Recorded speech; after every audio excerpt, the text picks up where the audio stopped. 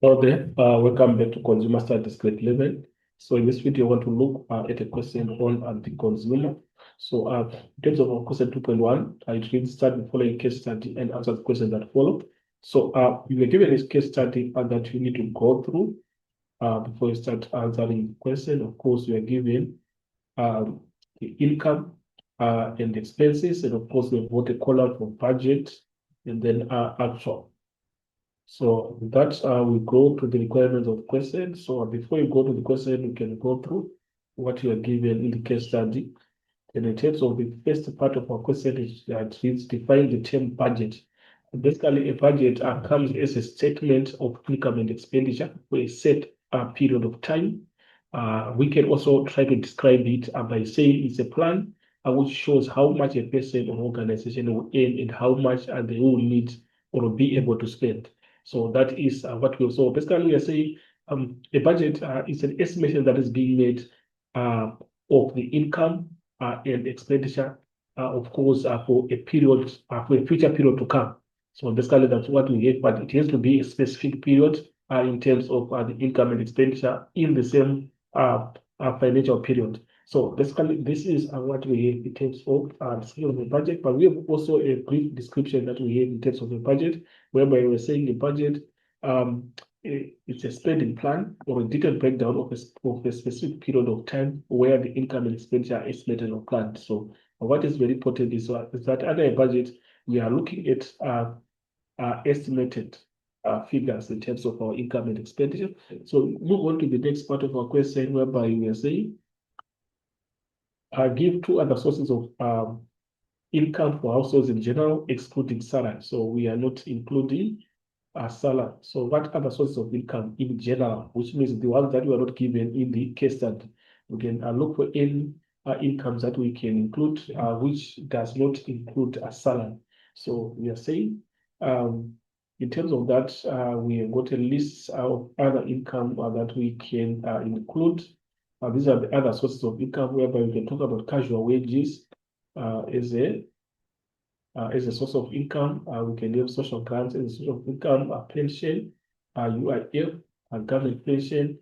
Also, you can have business profits or investment, fees, benefits, income from produce. So these are all sources of income that we can put. But of course, our question only requires us to come up with two sources of income. So we move on to the next question, whereby the next question is discuss how the household composition type of household has influenced the expenditure pattern. So of course, the expenditure pattern of Nwabisa. So in this case, we are being told that she follows a budget organized with personal finances. She's working towards saving 4,800 rands. But basically, on the first part now, we go in the first part whereby it is Nwabisa shares an apartment with two friends. So we are seeing that we have got a sharing that is taking place with two friends. So in that case, what we are saying is now when there are two friends are plus Nabisa, they become three. So in that case, we are going to have more income. So in that we have more income. That's why we are seeing that in terms of the budgeted, we are seeing that there is extra income that is going to be there since we've got more sources of income, more people.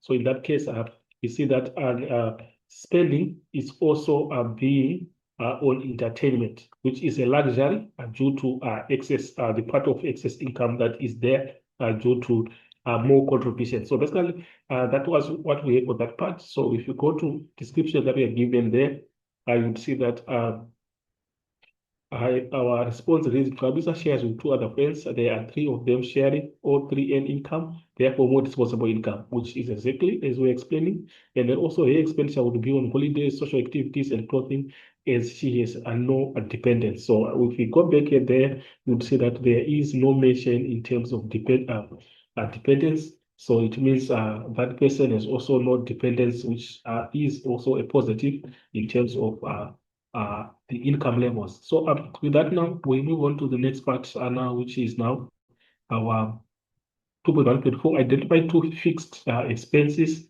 and two variable expenses. Tablet as follows. We've got fixed and variable. But of course, when we're looking at fixed, we're saying these are expenses that do not vary with the level of output, the level of a number of units.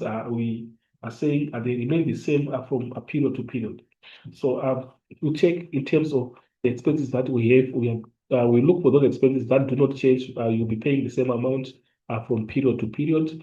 So if you look there, we've got if you look, we have got cell contract. So obviously, cell contract, it has to be the same amount. It does not change. See, we have got the same as the budgeted and the actual are the same, meaning the amount does not change. If you check again, we've got rent. Rent also is part of a fixed expense. We check if you've got another one. We've got also a cell contract that we have here, which is the same. Of course, we've got also contribution to communal groceries, which is the same, coming as fixed. So that's how we identify the fixed expenses. So we've got a rent, standalone, self-held contract. And then if we move on to the next part, we've got a variable. So when we look at a variable now, they change from a period to period. So we can pick any expenses that we see there that are different there between budgeted and actual. So if you check there, we also have water and electricity. It's a variable. We have seen that we have got a budget of 275 and the actual is 300. We've got different amounts that we are seeing there. Water and electricity is part of that. We check again if we have any other variable that we see in terms of the expenses that we have. Of course, we've identified water, electricity, and we check for another one. So we also have vehicle. We see that on vehicle we've got 330 and 300. Of course, this is obviously fuel. Fuel.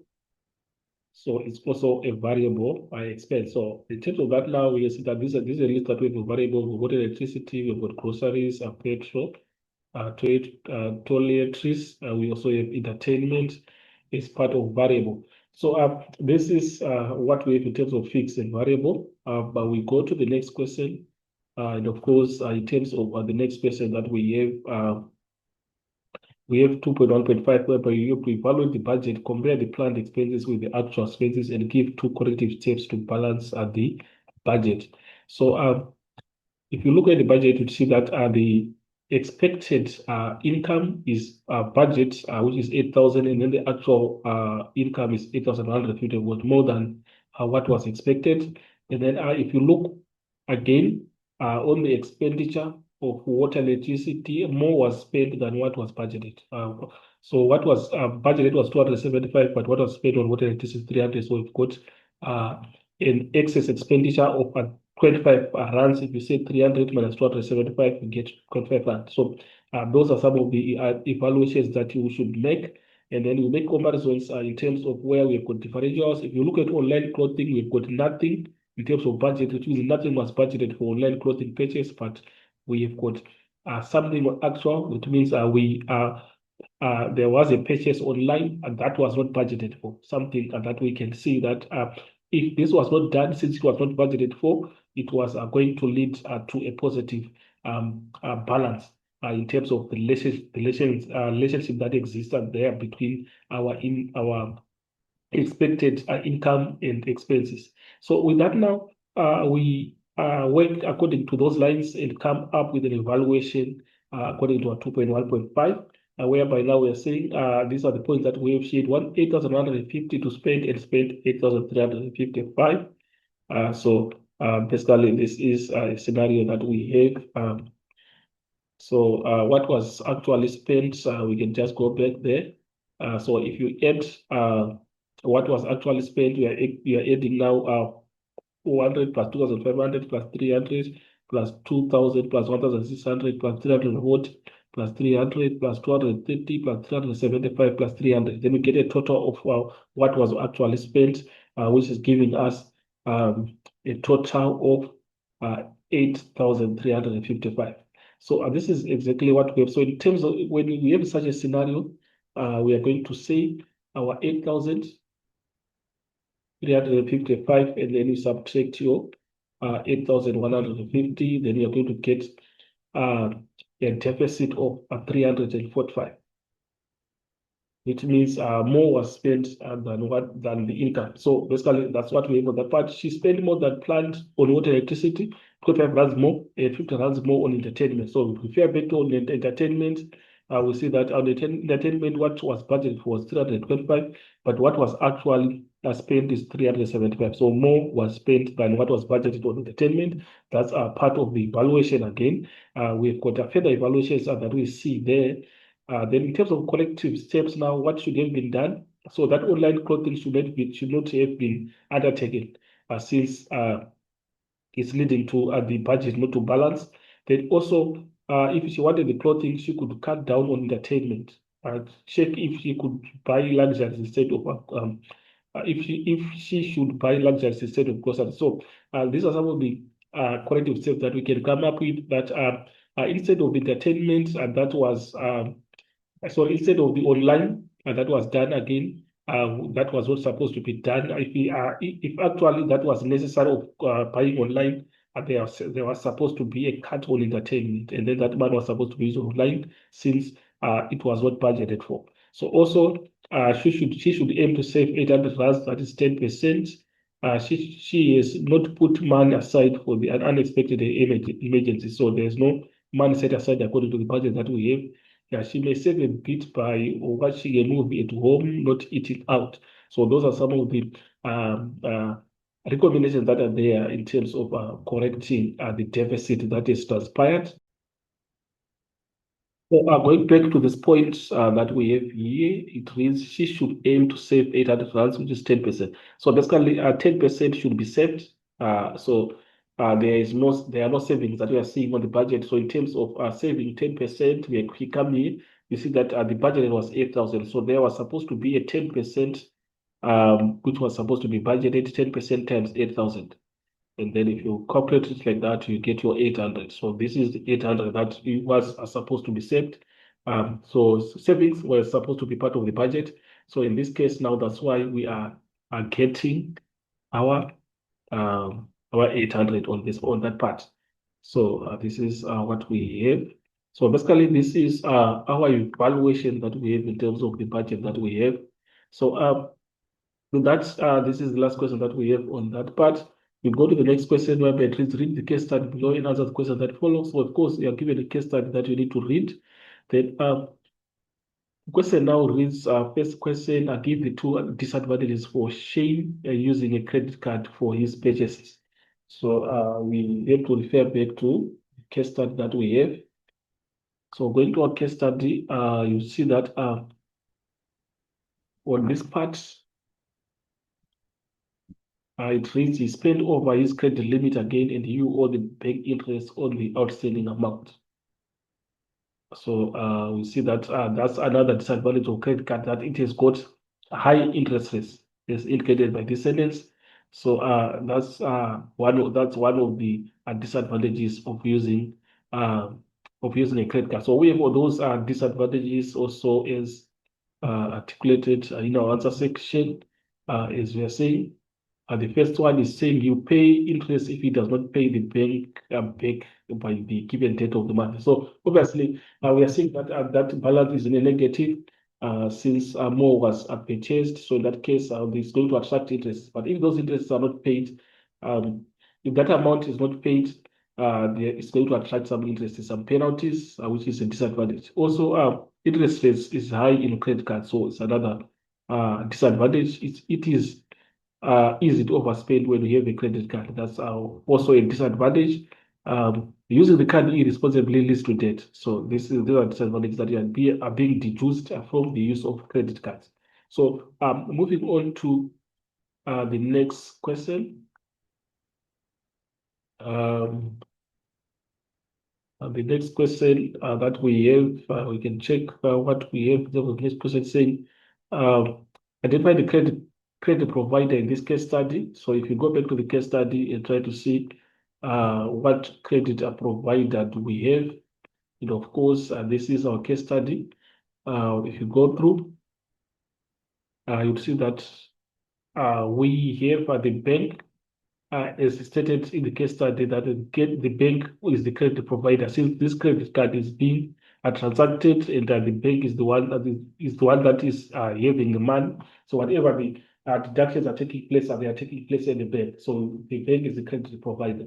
So credit provider in the case of the issue of spending more than the credit limit. So since we have something that was spent above the credit limit, it means that's where we have the credit basis coming from. So the bank is the credit provider in this case. So that's what we have on that part. Then we move on to the next part whereby we are saying, so on this part we are saying bank being the credit provider. Then we go to the next point, that is the National Credit Act, NCA, serves to protect consumers. Name one area that the NCA stipulates in the case of credit cards. So what does it stipulate in the case of a credit card? So it says that they stipulate the maximum interest rate or cost that can be charged. So that's the stipulation that we have of the NCA. And then on the next part, which is now the last part of our question, explain how the debt cancelling service will help shape. But basically, looking at the debt cancelling service, it is a legal process to help debtors who are experiencing financial difficulties to pay their debt. That is the debt cancelling service. So how it will help Shane? So you see that they will do an assessment to see if he is in debt. So that's the first part. And also they will assist him to reach a repayment arrangement with the bank. And they will help him plan a budget, and he will be given a clearance certificate when the debt is paid. So basically, that's what we have in terms of explanation on how the debt cancelling service will help Shane. And this becomes the last part that we have on the question according to this video. So thank you for listening, and hopefully the video was helpful. And please, let's not forget to subscribe and share to our channel, and share the link to our colleagues who are doing their level in consumer studies. Let's meet again in the next video.